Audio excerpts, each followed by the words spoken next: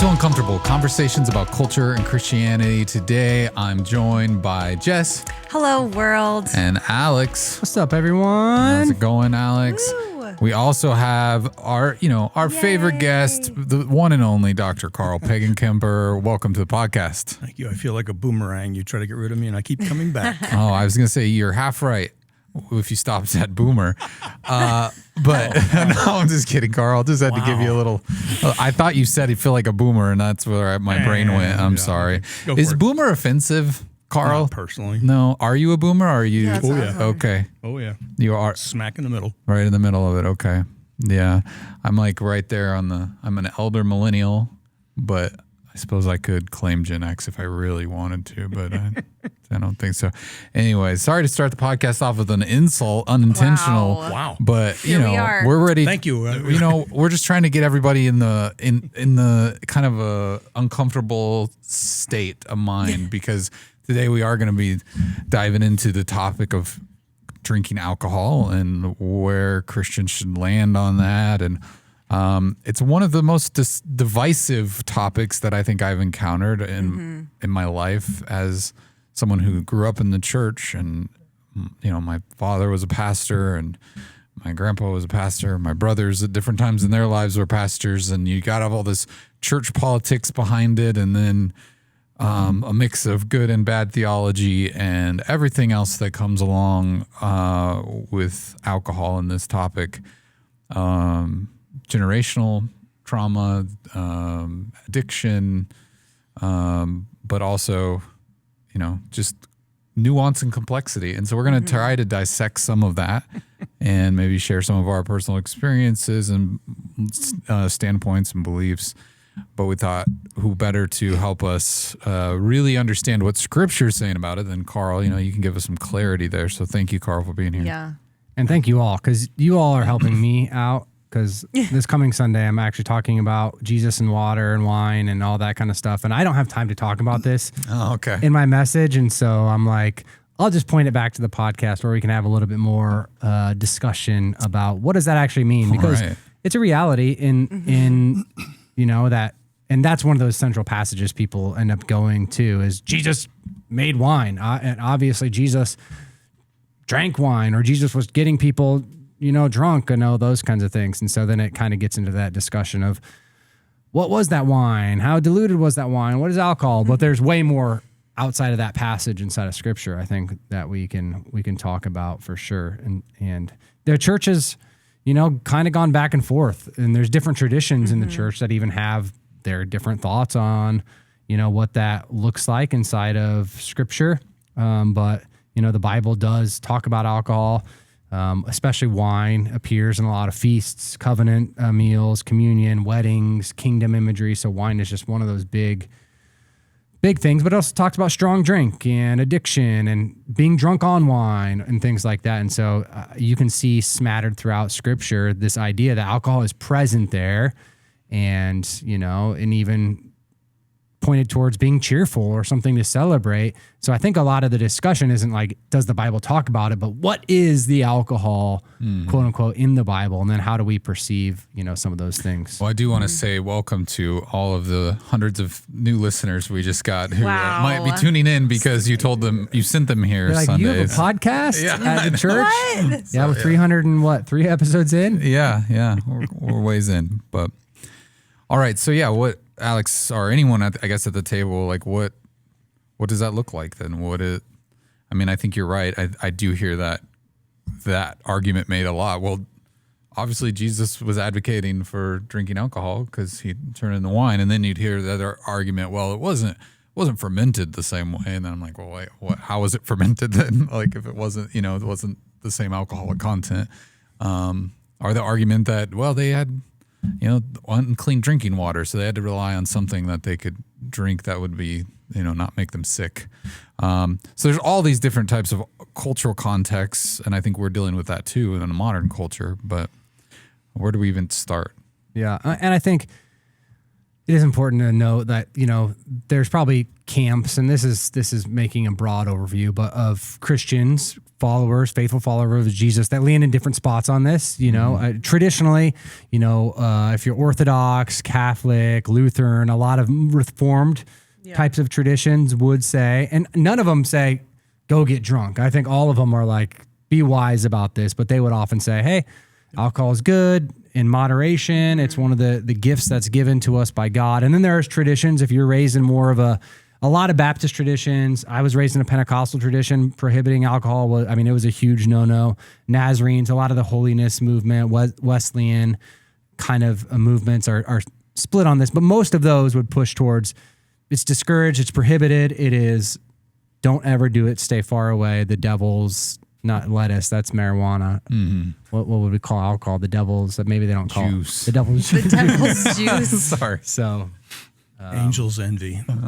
Yeah. Historically, the church has balanced this. It'd be impossible to flatten the biblical testimony on this. The early church recognized wine celebration. They did not have the prohibition on it that we do. Middle Ages, same thing. Reformers, if you were Luther, you knew God loved you because God had allowed us to invent beer. Sounds amusing, but it's not. It wasn't just a recent T-shirt that said that. It really was the distillation or distillery culture of the 16, 17, 1800s that really caused some social backlash. Legitimately so. So the biblical testimony doesn't have distilled culture, and it doesn't have distilled beverages. They're fermented. Now, distilled beverages are a product of fermented, but then they're distilled. The alcohol is vapor is extracted, and it makes it highly concentrated. And that's when we got serious developments. In the 1700s, you had the so-called gin crazes in England, for instance. And that's a crazy time because grain is expensive, it tends to go bad, and alcohol is relatively accessible, and people are drinking it massive quantities. And that infiltrated the U.S. With whiskey culture in the 1670s, particularly in the 1800s. I saw estimates recently that said in the 1830s that the average American consumption was in the neighborhood of 7 gallons of pure alcohol, man, woman, child, per year. Which is an 7 gallons? Incredible amount of alcohol because that includes beer, and recognized kids don't drink that much. They had a serious male alcohol problem. So when the temperance movement comes along into the 1800s and the 1900s, they got reason. They got real reason because we had a serious abuse problem. So when we're talking about distilled, just for those that, don't live in this world, we're talking like whiskey, vodka, tequila, bourbon, rum, those types of the spirits, grains, the grain, sugar, alcohols that are product of molasses, stuff like that, like rum is. But yeah, that's really where they're taking wine and taking it to the next level. Typically, yeast doesn't survive anything higher than about 10 to 15% alcohol. But you look at the average Scotch on a shelf in a high V, it's going to be anywhere from 45 to 60 plus percentile. Everclear, isn't that like virtually? That's we used to call it jungle juice that you put into college sorority things. I'm that's intended. I think that's still around. I've heard the term still. So it is still around. I'm familiar with it. Not just at Penn State back in the day when you were there, Karl. We were the party school. The difference back in my day is the marijuana was not as strong as it is today, but the alcohol was there. The Phi Psi 500 was a race that all the fraternities got involved with. For a distance, you had to run a certain distance, you had to do a certain task, and then toss a shot back, and you had to see how far you could go. I didn't contribute; I just watched, and it was intentionally designed to make people a little bit loony. Binge culture in college is certainly there, but we are now in a lot past that. We passed an amendment, and it failed. Didn't completely fail because it modified behavior, but it loss of tax money, the black market, crime syndication. And I think some of the other things we have to also talk about, besides alcohol, like spirits and liquor and all that kind of stuff becoming increasingly more potent, was the reality of how travel was also changing, with all of this. And so you can get behind a car wheel going 70 miles an hour, which you couldn't do centuries before, while intoxicated. Maybe you're intoxicated and had too much to drink, you're walking home, or you fall asleep on the street somewhere or whatever. But the responsibility now, and we're seeing casualties and numbers of that kind of stuff go up, where people aren't doing this responsibly and then taking their choices and doing a lot of damage. So I think a lot of that in the temperance movement as well was to push against also the heightened responsibility that people had with a higher, alcohol content. Well, and you go back 150 years, but they didn't really have cars, but they had a massive home domestic violence problem because there's so much alcohol, abandonment of kids, emotional dysregulation is out of the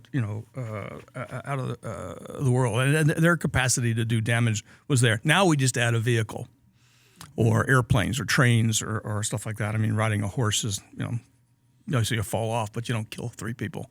And all of us, I'm sure, have some memory of either family members or people that we know, friends who have lost kids, parents to drunk driving. And we know we got a problem.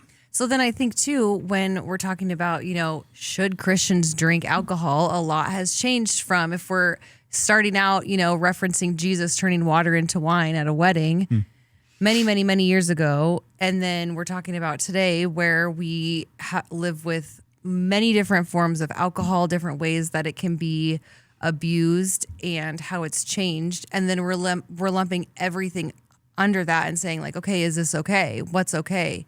Sometimes it feels like a black and white issue for some. For others, it's, okay, where's the line? Let's find the line.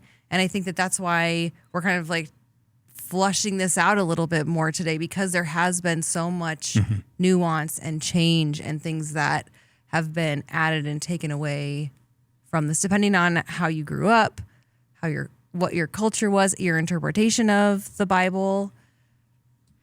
It's a lot. Meme culture and social media don't allow for a lot of nuance. And it's, as I said, it's very difficult to flatten the biblical testimony here, because it shows that wine was part of the abundance of the kingdom, but it's also destructive at times. And it recognizes both, and it doesn't reject. And it's not an either or issue. Both of them are true.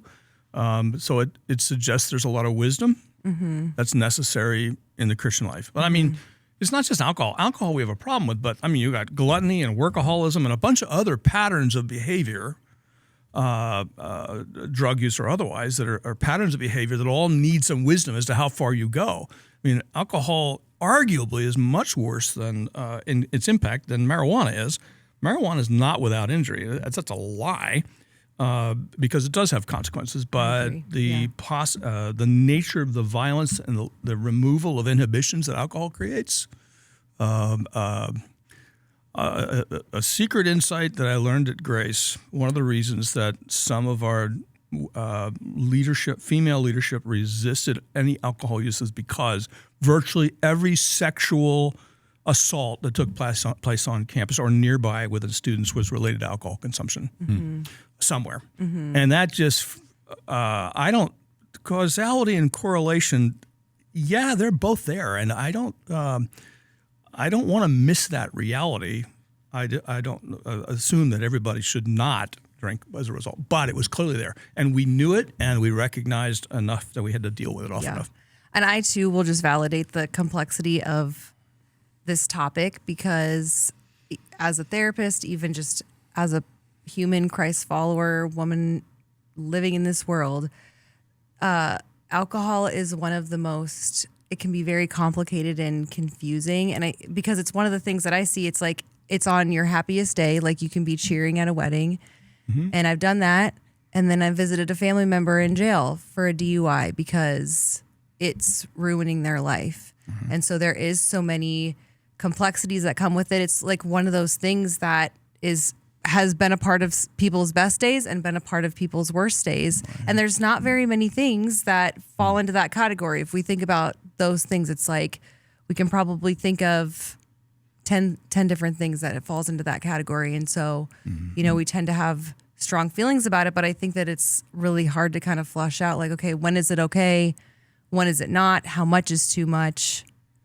And I think it's also one of those kind of obvious actions or activities that people can point to, and it can be very public. It can be something that they see more so than, because people would argue, well, why aren't they pointing out things like greed, gossip, pride, materialism, these types of things? And I think, well, it almost in some ways kind of falls into those categories of more blatant things that you can just see active in someone's life, like a choice that they're making, where sometimes other more nuanced sin in people's lives is easier for them to hide or for them to dismiss. Well, in virtue culture, we would often talk about the three, the gluttony, drunkenness, and luxury culture. Yeah. And those, the third one we probably are less sensitive to than at times than we should be. Yeah. Gluttony is,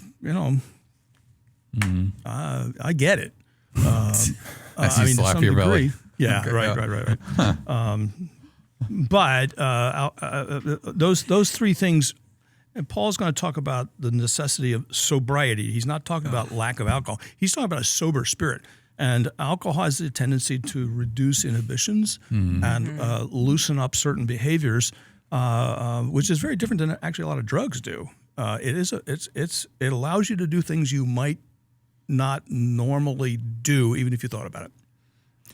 So is avoiding alcohol, would we look at that as a biblical commandment, or is it a cultural thing? Is it just a wisdom principle in general? Like how should we approach it? Well, the first way I'd frame it up is realize that the biblical evidence does not regularly think in terms of distilled drink. It's never going to be a high quantity of alcohol. It didn't have. They really had limited capacity. I know that there was some like perfumes and things like that were made in the Roman period that were out of more of what we call distilled, but that was not part of their normal. Also, it was part of their daily meal process. This is what they drank with. Now, it was usually cut, not always, but usually cut. So it might Cut be 2 to 1 what? water. Water. Right. Yeah, 2 to 1, 3 to 1, something. But Okay. not. I mean, I've seen guys try to argue that it could have been as high as 10 to 1. They're usually the guys in the current abstinence movement. I had a philosophy prof years ago, and he was arguing that was, as a conservative, he was arguing that was. It's simply not. The evidence is not strong at all, and it doesn't make any sense of either John or Acts 2. Where new wine is implied, and some people think that's grape juice, but you can't explain why people would watch them as you're obviously drunk on new wine. That doesn't make any sense categorically. So I'm thinking the biblical content doesn't take into account, except by wise principles, distilled behavior. So the bourbons, the scotches, the gins, that isn't in their view. So we have to extract principles by which issues of drunkenness. Because their church is anti-drunkenness. They're not anti-wine, but they are anti-drunkenness. They have celebrations. They expect that at parties, it's okay, but it's still kind of culturally off to get drunk, with 1 or 2 minor exceptions in certain Jewish celebrations where, in fact, you were allowed to, even encouraged to, like with Purim, which is a major celebration of the survival of the whole nation. So they said, you need to go out and boo this guy and cheer this guy and need to be drunk enough not to be able to tell the difference. But I don't recommend that as a pattern of behavior for us. They weren't dealing with distilled, and it took quite a lot. Yeah. If 12 ounces of beer is, what it is, and they had beer. Strong drink was probably undiluted things like grain beer. That was fermented. So we have a pretty good idea of how that works.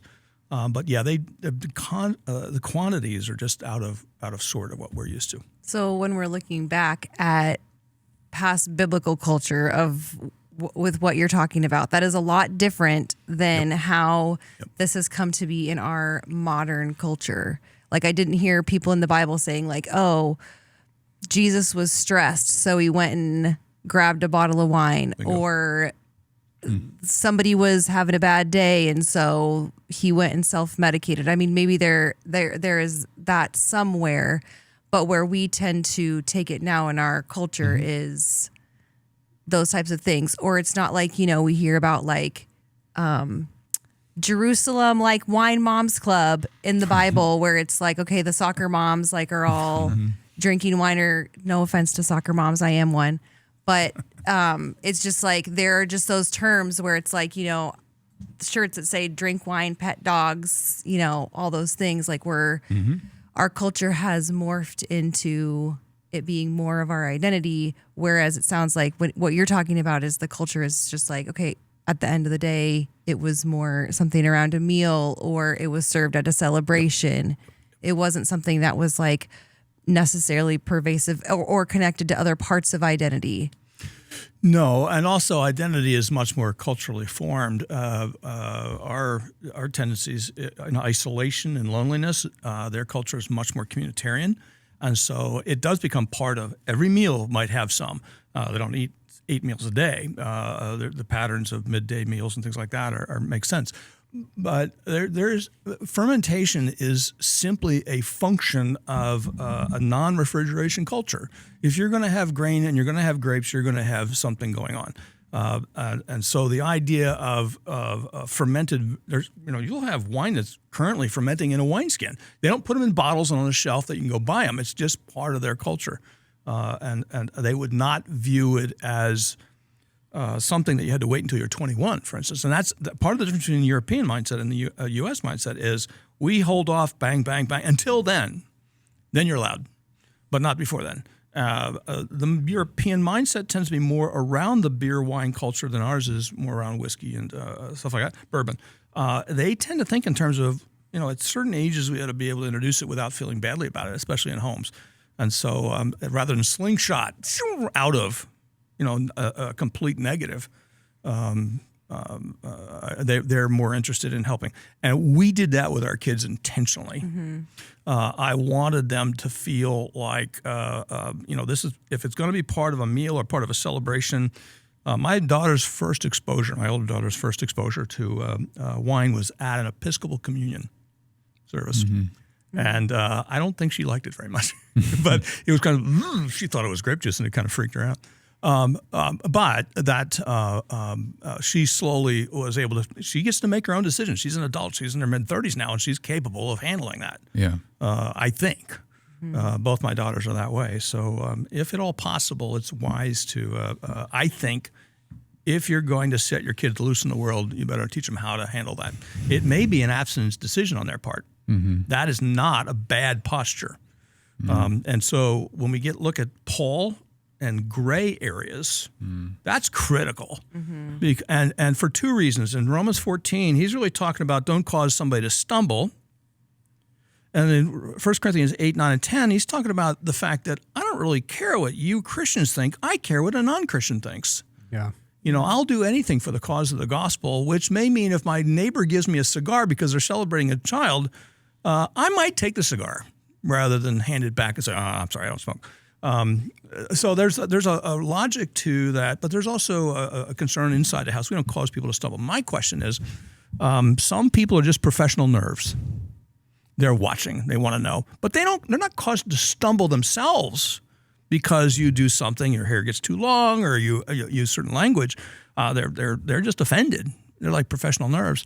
The biblical ideas I see in 1 Corinthians is Romans. If you're seriously causing someone to genuinely be misled, don't even get close. Mm-hmm. If my eating meat causes someone to stumble, I'll eat vegetables the rest of my life. That's Paul's mind, because meat was connected with idol worship, and that's people that come out of that background are like, think of an alcoholic who is now a Christian, and you introduce wine into communion.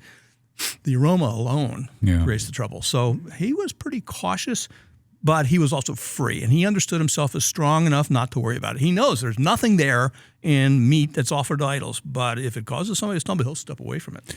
Yeah, my experience growing up was that it was not allowed, and it was sinful to even consider it, think about it really. And I didn't, it was something I didn't partake in until maybe in my mid to late 20s when I found that there were some Christians who drink and cuss a little, which I didn't know existed.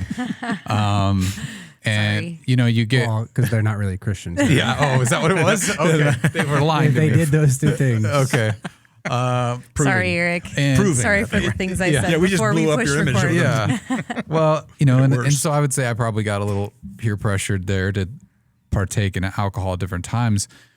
And, I would say to this day, I mean, my personal choice is, it's pretty rare. Like it might, maybe there's a social event or something like that. I might partake, but I don't, I think I got past the theology of it pretty quick, like that side of it. And I think honestly, in a modern context, I'm probably more concerned with the health side of it, like less about the spiritual. I understand that there's a heart issue there and there is a spiritual side to it. But I think what I wrestle with more now is you look at things like the World Health Organization publishing a statement in 2023 that said there's really no safe amount of alcohol that does not affect your health, that alcohol is a toxic, psychoactive and dependence-producing substance classified as a Group 1 carcinogen in the same category as asbestos and radiation and tobacco.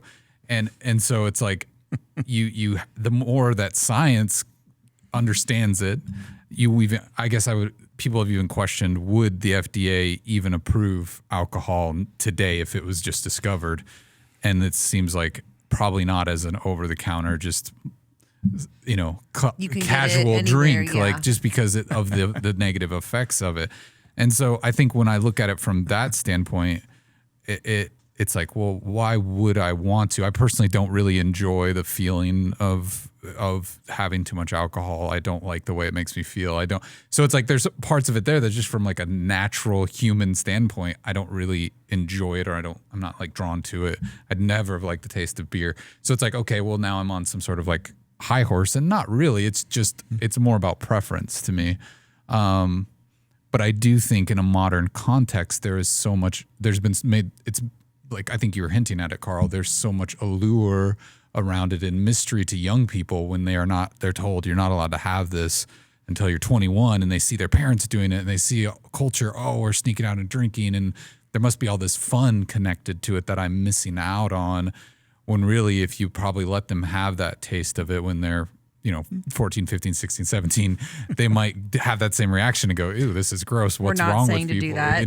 No, I'm not suggesting it, but I'm just saying, like, when it is something that they understand, like, this isn't this magical fun juice that I can drink and have, a great time, or I need it to have a great time. That's right. And we live in a culture where commercials around sports glamorize it.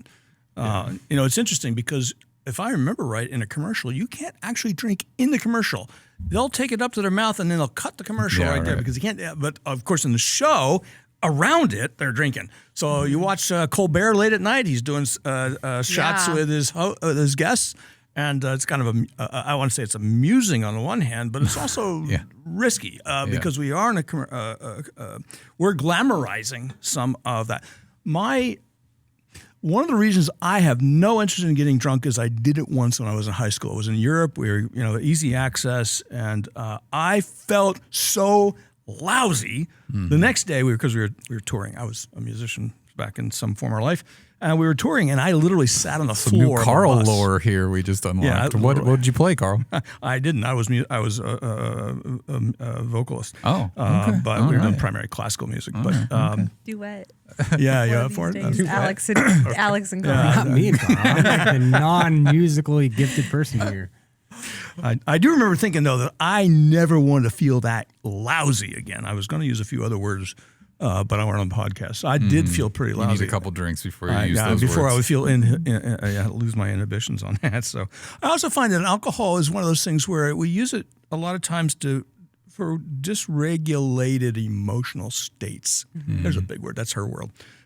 Where especially out of trauma backgrounds, where people need to feel like they can regulate some of that, the emotional states that this blunts it, it mutes it, it makes me feel a little bit. It's temporary, but it's a genuine relief for a period of time. The problem is that the very thing that is causing the benefit is also going to cause you more trouble.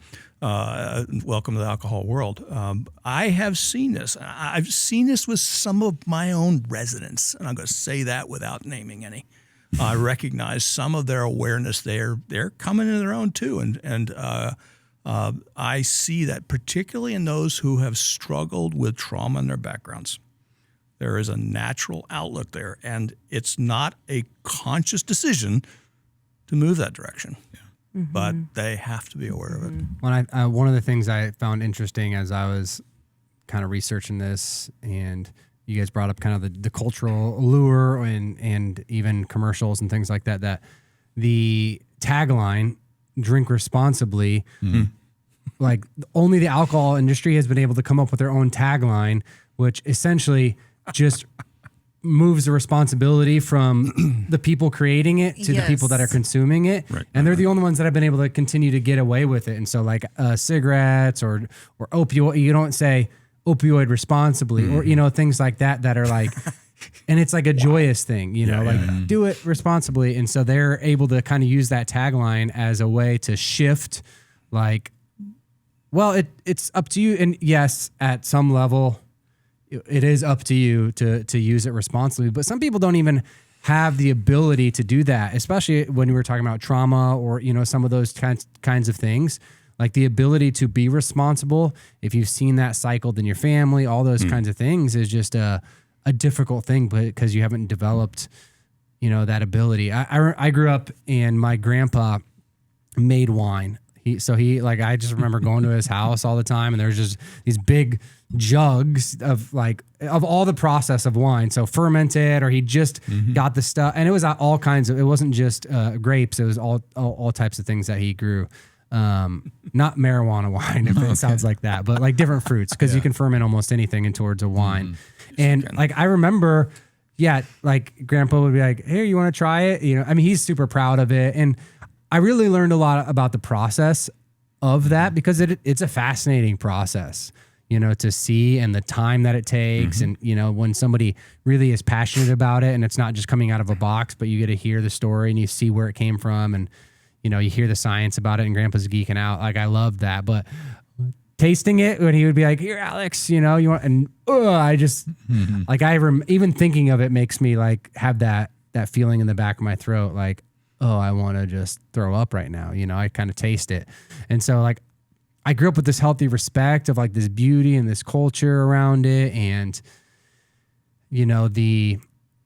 the person that's making it versus like the industry of it, And so I think for me, there's kind of in our world, I think there's been this push towards even craft breweries and like these kinds of things that are in coffee. You find it in almost chocolate. You can find it in almost any kind of world where they're removing like the industry from it and all the big mega corporations and the money and the advertising from it, and trying to get back to like, here's the beauty of it. And you can actually find out where the hops are grown, and you can actually find out all the ingredients and things like that. And so for me, there's like some art and some beauty and things like that inside of, you can do that even in a whiskey culture, I suppose, of that in a culture where you just learn more about it. And it's about that whole process and the enjoyment from, start to finish. And so for me, I kind of grew up with that as the backdrop of it. But there's so many alcohols that you're like, there's no way that this is not being produced besides for people to get drunk. You've got like brands things out there like Bud Ice or Natty Light and things like that are just mass produced in quantities, and the only people you're ever going to probably see drinking those are people with alcoholism. Nobody's, or young kids that they can get it. That's the cheapest, easiest thing to get or to steal, I guess. So that's true. Or people that just don't have any. Yeah, there's such a wide thing. It's like somebody actually could really like that. I'm not saying that I do, but I'm just saying. I don't like to judge people, but that's what I'm saying. This is there's one of those times I will. You just did. There's so many things, and I Big think too, fan. Alex, I love how you painted this pretty picture of like your grandpa, making wine, and I started thinking about like people that go on wine tours and things. We could make a Hallmark movie out of that. Wow. And yes, there has been I bet. about that. But I think, there's people that are saying like, no matter how beautiful that sounds and great, you have that story, like there is also this side where it's not so pretty. Mm-hmm. It's not so beautiful. And no matter what you say or how you spin it, it's connected to addiction and it's connected to abuse and broken homes and shame, and not to bring it down, but it's like, you could be sitting in a room and having that conversation and someone else is, thinking about, watching their dad get drunk and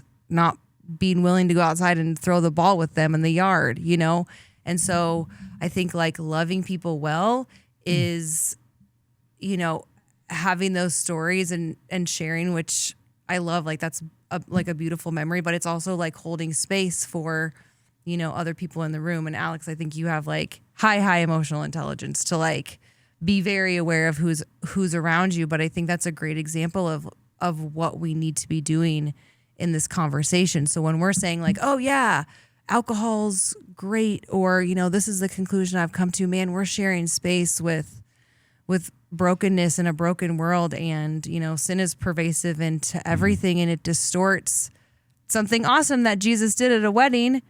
And over time and culture and how things have been developed, man, everything kind of gets distorted by sin, and we get involved as humans and we just ugly things up. And so I think that there's so much space at the table for all of that to just be a part of it. Well, it's certainly the ugly things up, but it's not just alcohol, sexuality, drugs, all those things that. So Paul will come along and say a lot of things are legal, but they're not necessarily beneficial. And there are things. I don't see a legal prescription. If you were a Nazarite, then they did certain things, and if you were a priest acting in the temple, you didn't, is what you did.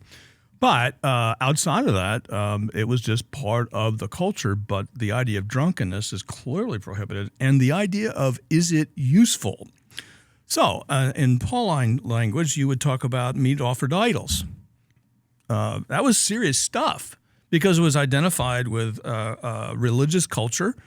So did you eat meat at all? Sometimes he says, don't even ask where it came from. There's nothing there, but don't ask because the association is there. So Paul will say things are legal, but sometimes they're not beneficial and sometimes they're hurtful. So certain practices are sometimes advised against. I think we're up against it right now in some of the marijuana culture. But we don't have 300 years worth of marijuana history in the same way we have alcohol history. We tried the prohibition back in 1919. We tried to do that. And, 13 years later, it failed. And they had to find a way to undo it because, well, I suspect it's as much because they lost all that tax money. And, crime culture that developed out of it. Because people were going to drink. They just were. And so you had very speakeasy cultures and stuff like that were generating clubs where you could do some of that. That's not... I think we have to stop glamorizing. However, I've been to the wine country up in Northern California. I've also been in Scotland. Scotch culture is a deal. And they have a pretty strong proscription against drunkenness, but it's part of that world. And single malts are a big deal. It's just a cultural issue. Tennessee whiskey. Yeah, I think one of the on and on. Places that this conversation really, it hits like its crux is what you were talking about. Paul encourages us, that freedom matters. He's got freedom, and love matters more. And right. So when we're talking about this, like bringing it down from, I think we get it from a philosophical level. Okay, I have the freedom, and but I want to love people well. What does this look like practically? Like what are just some examples? I'm thinking about like one of my best friends he's an alcoholic. He's an addict, and alcohol wasn't necessarily his main thing. He got hooked on opioids and and has been sober for over a decade now. I've got a sibling in jail because of addiction and things like that. And so it's processing. Like I really don't think I have that propensity towards addiction. Maybe in alcohol, probably other ways. I think we all probably could get sucked into some kind of addiction. So in those kinds of contexts, conversations, like I have those conversations with people, about their comfortability around those kinds of things. You just don't, like, man, if it's going to make it difficult for somebody else or kind of feel like you're celebrating something that they can't participate in, and, because I have the freedom and you don't, like, those are just, places where it's like, for me, I'm like, yeah, that's where love matters more, and especially if you're unclear about it. Like if you don't know somebody's history around it, or it doesn't hurt to ask people, if there's a, hey, is this okay? Or, hey, so I think just having those conversations is just a big way to navigate that freedom and love discussion. What are other ways you guys can think of that help us move this way in just the real world, outside of the nebulous, okay, we get it, freedom, love, but what does that actually mean in our lives? I have a colleague who grew up as a teenager, became an alcoholic, eventually pursued his doctoral programming. And we go to academic meetings together occasionally. And we just don't. Academic meetings, that's what they do. They live around wine and cheese parties. And so it's a courtesy issue for me. Now, how did I find out about it? Well, I got to know him well enough to ask the questions long ago. And I think, like everything else, we have awkward conversations once in a while. You walk into them, and sometimes awkward conversations are necessary to express affection for somebody. I care enough about you not to create that problem. I know when you smell that, I know, it's not good. So we'll just avoid the circumstances. And if it turns out I'm in a situation with other people, I will take them aside and say, I would like you to be aware of this. For a buddy who has been sober now for 15, 20 years. And I think that's the right thing to do. And I may be awkward about raising it. Sorry. I think it's a smart thing. The other element about this, unlike certain other habits or addicts, this is a chemical thing that goes on in your body. So I don't typically have that. My family does not. But I know too many that do. And like a lot of drugs, sometimes all you need is one good shot. and things happen, and then things continue to happen. There's a certain amount of caution. I think that's why the scripture is cautious. It looks to the abundance of the kingdom. And one of the ways it talks about it is wine that drips off the mountains. Because God has been abundant, and it's viewed as a delightful celebration thing, a thing of joy, not of nasty. But it has the other side of that, where priests that were drunk, and was it Jeremiah 25? Don't do that, because God judges that. You're irresponsible. So that's why I think we can't flatten the So text. I think where we're headed is ultimately saying the church should avoid two extremes on this topic, but also, what does that look like for, faith leaders, whether that's pastors or Christian influencers or whatever it might be, people that have influence in the Christian community? What does that mean for them? How should they represent themselves in public? Growing up, like if I would have caught a pastor drinking at a restaurant or something like that, it would have been the most scandalous thing imaginable. But even still, is that something that a leader should be concerned about because of the influence that they have? And are they condoning something to someone, unintentionally? Oof. Yes, they should be concerned, and we should pay attention to the culture around us. We live in the Midwest of the U.S. That's kind of culture. I grew up in a Presbyterian church. My dad was an elder in the church, and when they get together, socially, play bridge, eat chocolate, drink beer. I didn't realize that Christians didn't drink until I went on staff with a college ministry, and I would go, oh, I just didn't know. And that may be ignorant of me, but I didn't realize that was such a harsh thing. Where we are, the culture that we serve in matters. In much of Asia, a conservative culture about alcohol is very strong. In parts of Europe, not so much. Hence, the Lutheran or the Catholic, they turned beer into a monastic behavior. We make and we sell because we can, and we're really good at it, and we do good stuff. And our objective is not to make you drunk, because our culture already prescribes that. So it very much culture. Where do we live?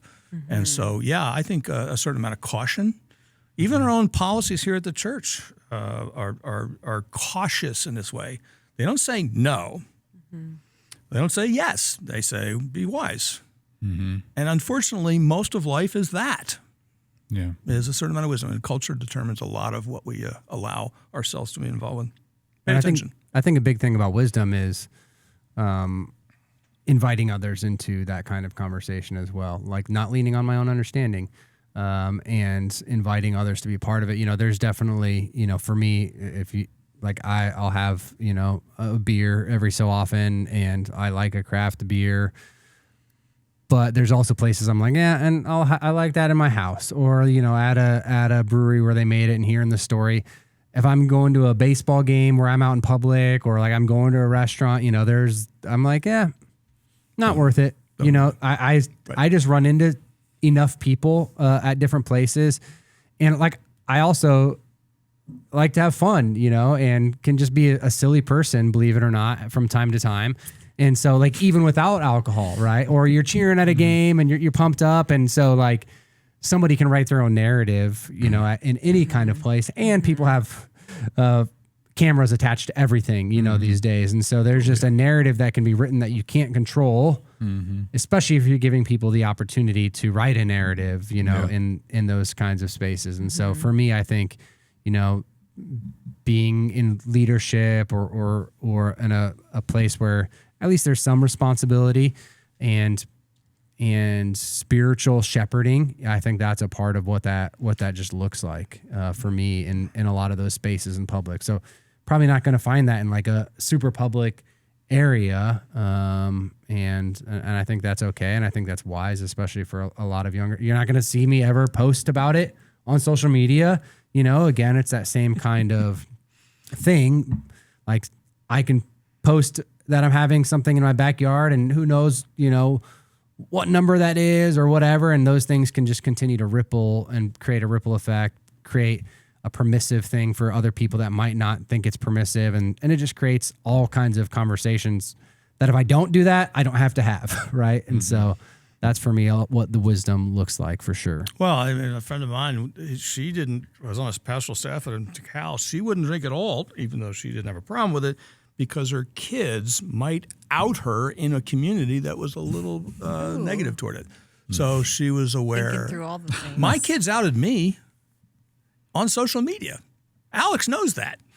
I mean, a birthday party, and my daughter bought me something, put a bottle in front of me, and they could I know what that is. Mm-hmm. I won't go any further than that as to why somebody would know that. But I mean, that's just a practical issue. Most of the time, I went to a graduation party. Gal was finishing her PhD on something, and friends. I mean, there's alcohol there.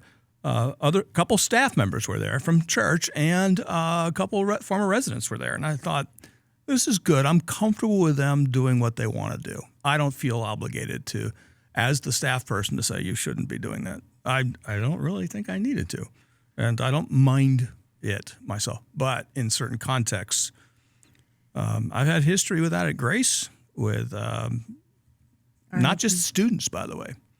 I had to deal with this. That was one of the very first closed-door meetings I had with faculty way back about 20 years ago. That was fun because somebody external to the university said, "You do know that these guys are drinking with some students." Okay, I got a problem. Mm-hmm. I don't care that they drank. I care that they drank with students and that somebody else heard about it. Now I got a problem. Yeah. Mm-hmm. And I don't want to address it, but let's... and I made sure to talk with the individuals, but I had several faculty come up individually to say, it wasn't me. I was at a Christmas party over at Creighton. I said, no, if it had been you, I would have told you separately before this. So that's just how do you handle a social situation carefully? Mm-hmm. I don't know that I'm always that good at it, but I think I'm willing to jump in if necessary. Yeah. I will say, as the non-pastor church staff member, that I love this conversation because I think it kind of puts us in the most as uncomfortable as we want to get with it, because we're able to have a conversation about it and have a discussion and say, okay, maybe we've grown up with it's black and white. Let's talk about the gray area. The burden is on us to say, this is our culture. This is the history of this. Yeah. This is, we've talked about like where we've come and what the Bible has talked about. And it's like, the burden kind of falls on us to have that conversation, to get a little uncomfortable, to not assume what your brother or sister, thinks is okay, to be considerate. But I think these conversations allow us to talk honestly about it without creating shame, without creating a stereotype. And so, I hope this conversation has made us feel a little uncomfortable, has made us kind of explore and think a little deeper, connecting. And I think also like a lot of times we feel like we don't answer questions on this. And it's like, well, can Christians drink alcohol? Yes. Should Christians drink alcohol? No. There's your answer. Like it's pretty cut and dry. And I think there is grace in all of this. And I think it's about the heart. It's the posture of the heart. It's not about making it into some desirable thing that is you put it on a pedestal and say that this is the only way I can have fun. This is the only way I can be social. There's just, like we said, apply wisdom.